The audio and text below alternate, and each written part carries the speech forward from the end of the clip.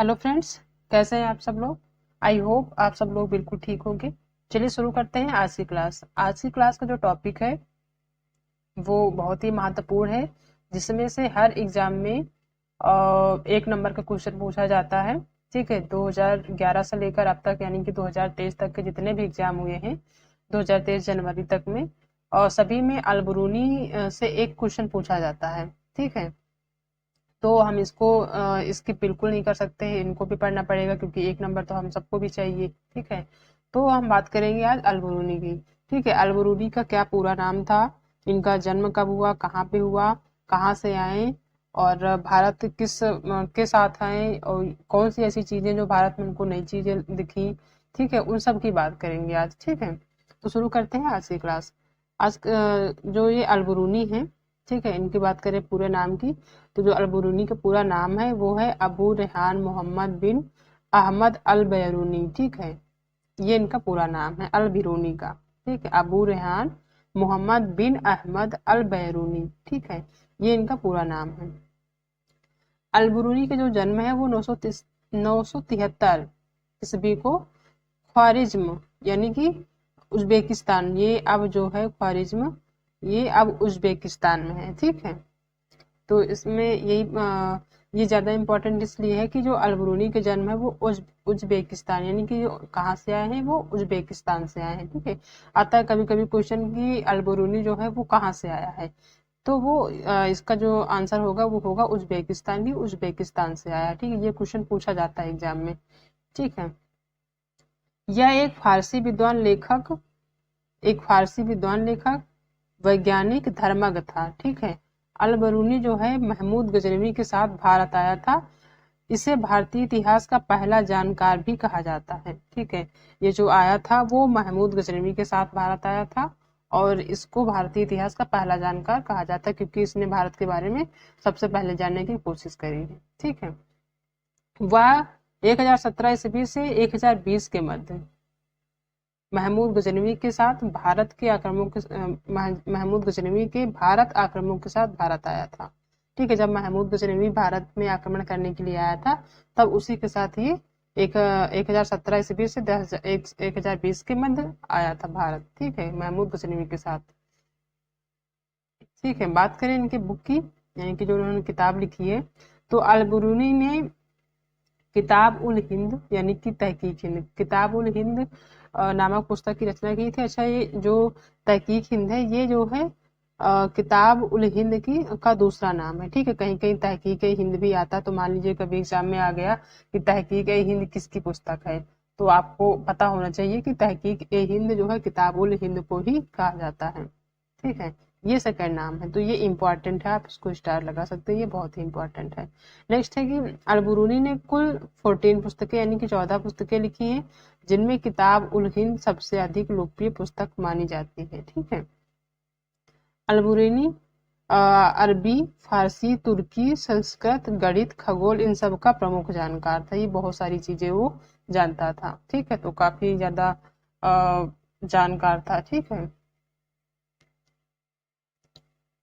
Next है 1000 से भी ज्यादा साल पहले अल बरूनी भारत आया। उसने भारत में बहुत ही बारीकी से चीजों और जगहों को देखा और उनके बारे में लिखा, खास तौर से वे जो उन्हें अपने देश से अलग लगी। ठीक है, 1000 से भी ज्यादा साल पहले अल बरूनी भारत आया था।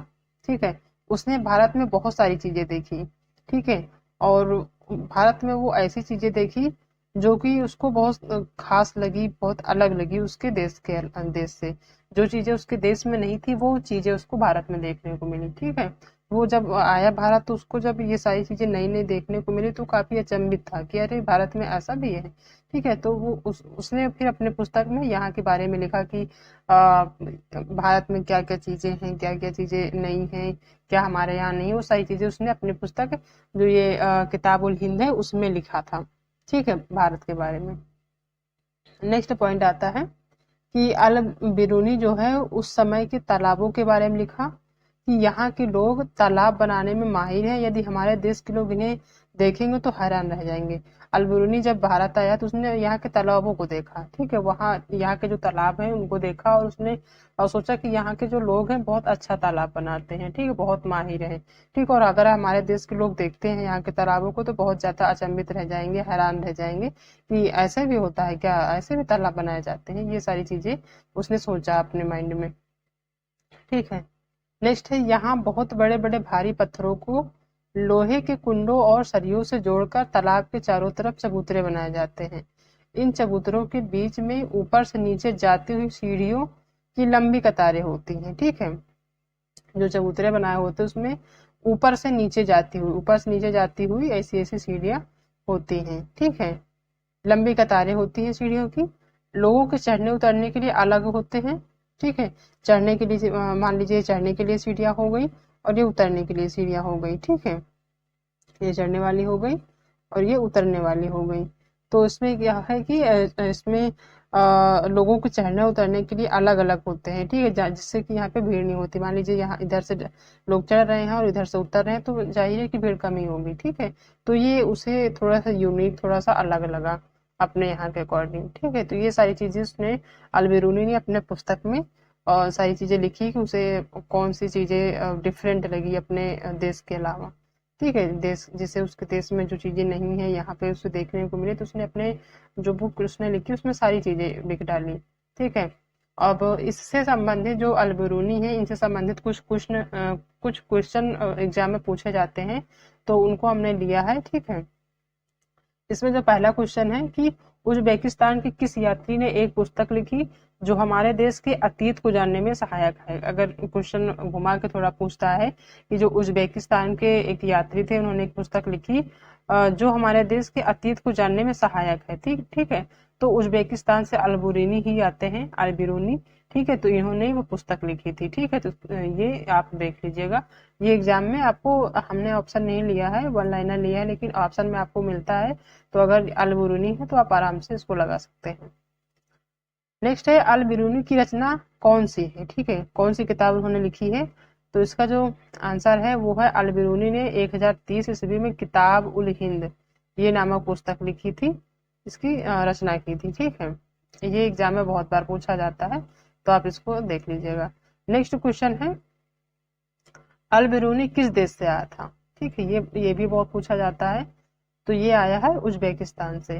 दूसरा है कि अल-बिरूनी का पूरा नाम क्या है। तो अल-बिरूनी का जो पूरा नाम है वो अबू रेहान मोहम्मद बिन अहमद अल-बिरूनी, ये उनका पूरा नाम है, ठीक है। पूरा नाम तो वैसे नहीं पूछा जाता बट ये पूछा जाता है कि किस देश से आया है और इनकी पुस्तक का क्या नाम है, ये एग्जाम में पूछा जाता है ज्यादातर। नेक्स्ट है, उज्बेकिस्तान के किस यात्री ने एक पुस्तक लिखी जो हमारे देश के अतीत को जानने में सहायक है, ठीक है। क्वेश्चन आपको घुमा के मिल सकता है लेकिन पूछा जरूर जाता है कहीं ना कहीं उसके पुस्तक के बारे में या उसके देश के बारे में जहाँ से वो आया है, ठीक है। तो उसकी जो पुस्तक है जो देश को अतीत को जानने में सहायक है वो अल-बिरूनी ने लिखा था, ठीक है। उज्बेकिस्तान के किस यात्री ने, यानी कि अल-बिरूनी ने एक पुस्तक लिखी जो हमारे देश के अतीत को जानने में सहायक है, ठीक है। ये होगा अल-बिरूनी। नेक्स्ट है, अल-बिरूनी ने भारत की किन चीजों को सबसे अधिक अपने किताबों में महत्व दिया था, ठीक है। सबसे ज्यादा अपने किताबों में जो महत्व दिया था वो यहाँ के तालाब यानी कि भारत के तालाबों को सबसे अधिक महत्व दिया था क्योंकि वो चीजें उसको थोड़ा सी यूनिक, थोड़ा सा अलग लगी थी जो कि हमारे एनसीईआरटी में गिवन है, ठीक है। नेक्स्ट है, अल-बिरूनी कब भारत आया था। तो लगभग 1000 से भी ज्यादा साल पहले अल-बिरूनी भारत आया था, ठीक है। तो ये सारे क्वेश्चन हैं जो हमने आज के टॉपिक पे लिए हैं। तो आपको जो एनसीईआरटी क्वेश्चन, एनसीईआरटी के एग्जाम में जो भी क्वेश्चन आएंगे आपको इसी टॉपिक के अंदर से सारे क्वेश्चन देखने को मिल जाएंगे, इससे बाहर नहीं आएगा, ठीक है। ज्यादातर इनके किताब के बारे में पूछा जाता है, कब आए हैं, इनका पूरा नाम क्या है और इन्होंने क्या चीजें यहाँ पर देखी, ये सारी चीजें पूछी जाती हैं। तो आपको यहीं से चीजें आपको कंप्लीट हो जाएंगी, ठीक है। इसी के अंदर आपको क्वेश्चन देखने को मिल जाएगा, ठीक है। तो आज की क्लास यहीं तक। आई होप आप सभी लोगों को आज की क्लास पसंद आई होगी, ठीक है। अगर क्लास पसंद आई है तो आपको वीडियो को लाइक करिएगा और चैनल को सब्सक्राइब करना बिल्कुल भी मत भूलिएगा, ठीक है। और हाँ, अगर आपके दोस्त हैं जो कि सीटेट की तैयारी कर रहे हैं तो आप उनको वीडियो शेयर करिएगा। ठीक है, चलिए मिलते हैं नेक्स्ट क्लास में। ठीक है, ओके, थैंक यू।